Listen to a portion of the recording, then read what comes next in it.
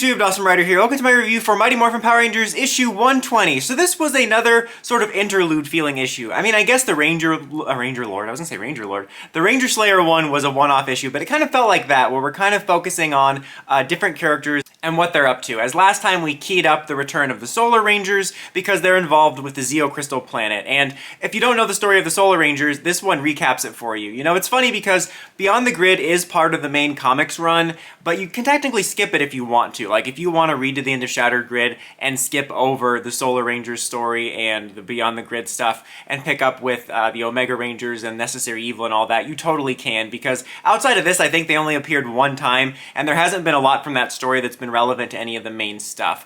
Beyond the Grid is definitely a mixed story. I think that it was very strange, just in the sense that some of the story delivery and pacing and dialogue was very weird, but the ideas were really cool. I really love so many of the ideas in the story, so I think it's worth checking out. It kind of reminds me of Power Rangers Universe in the sense that those both bring up mixed feelings for me, but I love so many of the lore additions in that. So this does catch you up on it. Like, that's the very beginning of the issue, is the Purple Solar Ranger is telling the story to the kids about the Solar Rangers. It kind of recaps the general stuff from the story, which is, you know, the Beyond the Grid team wound up in this pocket universe that was cut off by the Morphin Masters because it contains the planet where Zeo Crystals come from, and if that falls in the wrong hands, that's, you know, dangerous, which is obviously why the villains are after it currently.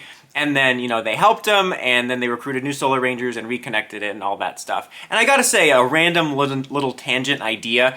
Oh, first of all, actually, two random tangents. I think the Solar Ranger suits are super underrated. I definitely prefer the Beyond the Grid team ones, because I've said this before in other videos, like my suit videos, but I love this idea of them having the Solar Ranger design, but then also like grafting in the Rangers' residual connection to their original powers. That was super cool. But in general though, even the base Solar Ranger suits are really cool because they have a very core, simple Ranger aesthetic, and yet they feel alien, which I really like. They're just way overhated. I mean, honestly, most of the Boom designs are overhated by Toku purist goobers. But yeah, I love the Solar Ranger suits. That was first tangent. Second tangent was, you know, even though I like aspects of them recruiting new Solar Rangers, like we get to see some actual alien Rangers, like some of the other Solar Rangers are different aliens, which is super cool. That's something else that was explored with like the original Omega team, or one of the original Omega teams. I think Black Ranger was an alien. Like, I like to see that. Like, obviously we have the equations and stuff, but you know, I'd like to see more alien Rangers. I think that's really neat. Though I like aspects of that, I always thought it would have been cool if the Beyond the Grid team effectively became time remnants. Like, what happened to them is they wound up in this pocket dimension when Draken reset the universe to just create his world, and then the Rangers, you know, reset the timeline, New 52 style.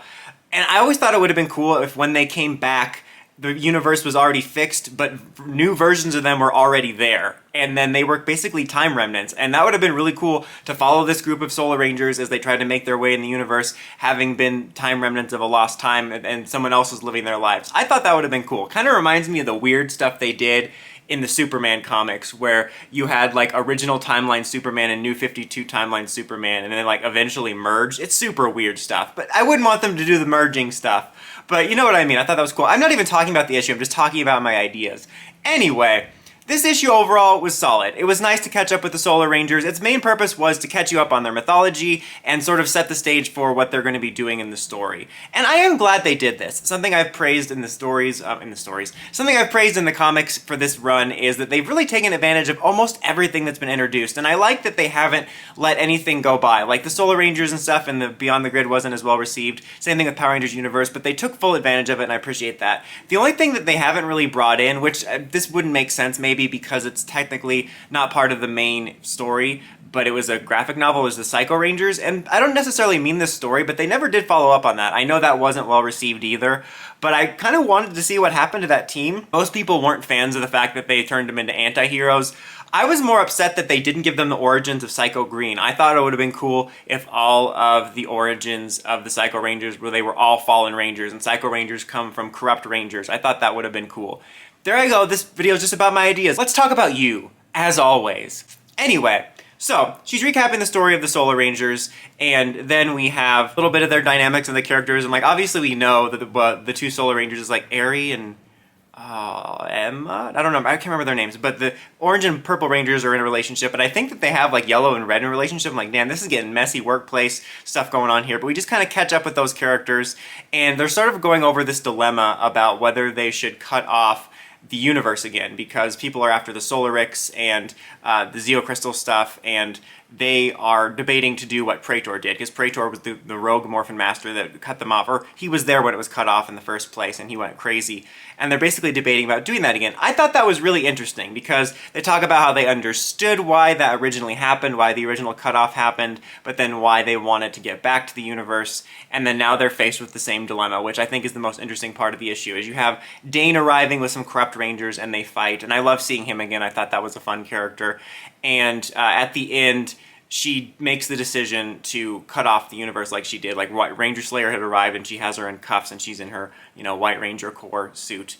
And that was really interesting. I think that was really cool. I think it's interesting to pull it back to that. Like, not only are they bringing the Solar Rangers and the Zeo Crystal into the story, but they're thematically tying it back to what their story was about, which is really cool. And I'm glad they're involved. And I overall enjoyed the issue. It wasn't the best thing ever, but I'm glad they're including the Solar Rangers. I think it did a good job of explaining their story and getting to touch base with them and incorporating it. I'm curious to see where it goes. And I think this is the first comic review I've done, or, for this main series, since it's been announced that the main series is ending. And I'm really going to be curious where they go from here, because even though they announced this main series that's been running since Mighty Morphin Power Rangers issue 0 is ending, they also said that there's still stuff on Horizon Zero Dawn, great game by the way, but on the horizon that they're going to be announcing. So I'm curious if it's just going to be one-offs graphic novels or if there's going to be a new ongoing series. We'll have to see. But what did you guys think of the issue? What do you think of the Solar Rangers? Let me know in the comments as always. Until next time, don't forget to like, comment, subscribe, and climb the steps and ring that bell to get notifications for my videos. Dawson Ryder, signing out.